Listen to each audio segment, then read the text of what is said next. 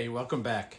In this video, I want to talk to you about prong number 2 on the trident of what is necessary to repair a sexless marriage and restore connection and intimacy in your relationship. In this trident prong, as you might have recalled me saying, is to change and repair and correct your understanding and your relationship with sex itself. So the very first thing I want to say about this topic is that many men in sexless relationships have really a deep sense of sexual shame. And so the very first thing a man needs to do in changing his relationship to sex is to clear all that shame out of the way. He must come to a place where he can own his sexuality, he can own his desire, and he could stop seeing his desire to be sexually intimate as a bad thing.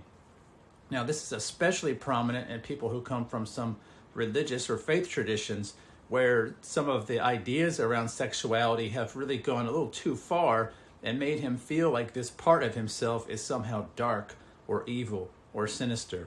And there is a staggering number of people on planet Earth who believe that their sexual nature is this base evil thing. And so they don't feel good about these impulses and desires, and they have generally concluded that their sexual appetites are an unholy and an evil thing. I would challenge you as a person who's familiar with the scriptures of most faiths that that's just not true. And so one of the things a man must do, regardless of his background and tradition, is to be able to see his sexual appetites, at least the kind of the root and fundamental appetites, not necessarily every expression of it, as okay, that he's a sexual being, that all human beings are sexual beings, and our sexuality is not a bad thing. Sometimes it gets expressed in very unhelpful and unholy and ineffective ways, but the nature that we have as men of being sexual itself is not a bad thing. And so that's the first thing a man needs to get some clarity about in changing his relationship to sex. Now, the second one is to replace the view that sex is a scarce thing, that it's a commodity. One thing that's almost always prevalent in a man in a sexless marriage is that he sees sex as like he would gold, like it's something he has to go out in a gold rush and he hears about, oh, it's over here, it's over there, right? If I dig down deep, maybe I can find it. And so he treats his relationship to sex as though sexual intimacy is this rare thing that he only gets to experience in kind of like lucky circumstances. And for the man who treats sex with that kind of scarcity, that it's like winning the lottery or finding treasure, it becomes very much like that. It becomes scarce. It becomes something he, in his thoughts and imagination, has kind of seen as not really for just typical everyday life. And because he sees it this way, he approaches life this way. He starts to approach sex like it's something that it just can't be found, that only if the planets are aligned and the mood is right can it happen. Now, that way I'm describing to you about relating to sexuality is very much an externalized way about thinking about sex. It's putting all of the onus for my sexuality outside of me. That means other people own it, specifically a partner.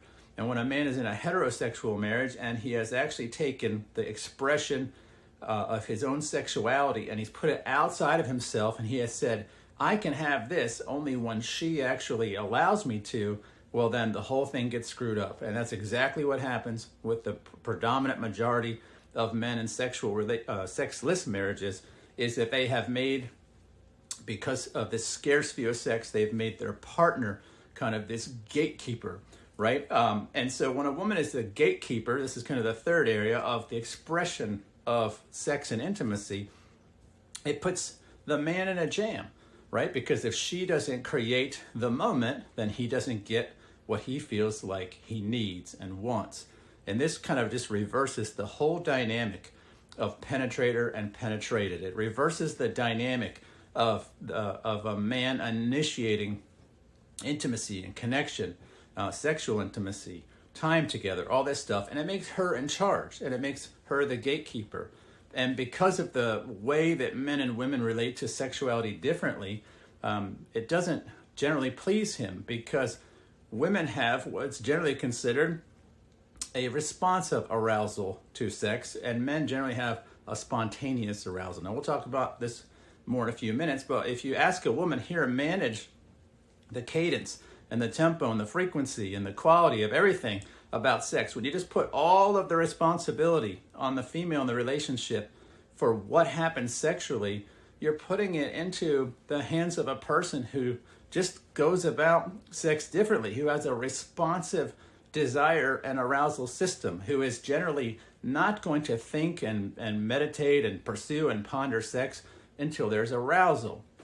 Now, women aren't aroused the same way men are generally. Some might be visually aroused, but women are aroused by a lot deeper things like connection, like emotional connection, like feeling seen, heard, like feeling celebrated, invited, chosen, like feeling pursued, like feeling delighted in. There's a number of things.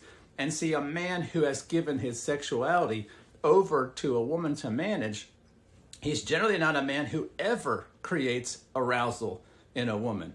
And so now he's basically bestowed her the responsibility for the sexuality in a relationship, and he's living in a way that creates no arousal. So now you have a woman who is aroused as a response to the way a man is being, in a relationship with a man who's never being that way. And he generally thinks, well, if I give her chocolate or flowers or I give her a card, that's arousing, right? No, it's not. You really have to up your relationship skills if you think that that kind of thing is arousing to a woman. It's not. And so you get this perfect mix. You got a woman who's controlling all of the sexual nature of the relationship, who, by the way, probably does not want that responsibility.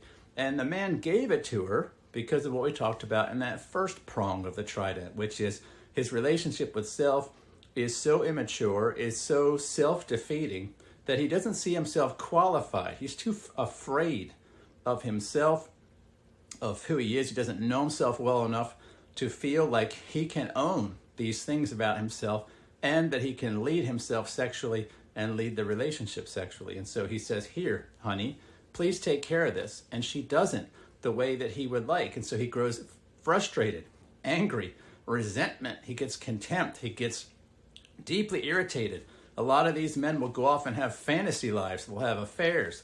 They'll get really deeply involved in porn. And then all this stuff wrecks the relationship. It further undermines the connection and intimacy. And so this man begins to live in a way that's just passive. It's waiting. It's abdicating. And he just is sitting there waiting. When is she going to fix this problem? And brother, it's just a completely backwards way of looking at sexuality in a heterosexual relationship. It's based in childish, immature views. It's just like when you're in junior high and you're daydreaming about one day when I can have a female in my life and she'll give me sexual satisfaction all the time. A lot of men never grow out of that understanding, and they bring that junior high boyish view all the way into being in their 30s, their 40s, their 50s, their 60s, their 70s, and they're still living in this story and energy where women create the sexual gold that I get to luckily find every once in a while. And that never leads a man to a healthy relationship with vibrant, intimate connection of every kind. And until you break free of that boyish immaturity, you're not going to find it either. And that really relates to, again, prong number one. You have to change your relationship with yourself. Prong number two, you must change your understanding and relationship with sexuality and intimacy. It's not created by her. It's not maintained by her. It's created in you. It's created by being an unapologetic, authentic self. Not a boyish, immature self, but your most mature, masculine, true self. You're who you are when you're not actually trying to be other people. And when you start doing that, then you start to move in a positive direction. Your relationship with sex changes from something that is consumed to something that is created. You stop seeing it as scarce, and you start seeing it as something that you can abundantly create within yourself. You stop waiting for her to initiate sexual intimacy, and you become the captain and creator of all forms of connection and intimacy in the relationship. And sex just becomes one way that you express that. And because you don't see it as winning the lottery and scarce, and you know you can create this anytime you want, you relax, you're calm, you're not agitated, you're not bitter, you're not resentful, because you're not waiting for the woman in your life to do all this anymore, because you are owning your sexuality, the sexual leadership in the relationship. You're happy and the woman in your life is happy. Now stay tuned for part number 3 when we talk about that third prong, which is changing your relationship to the woman in your life. And it's the reason it's last is because you must have done these first 2 prongs first before you do prong number 3. I'll see you in that video. Until then, take care.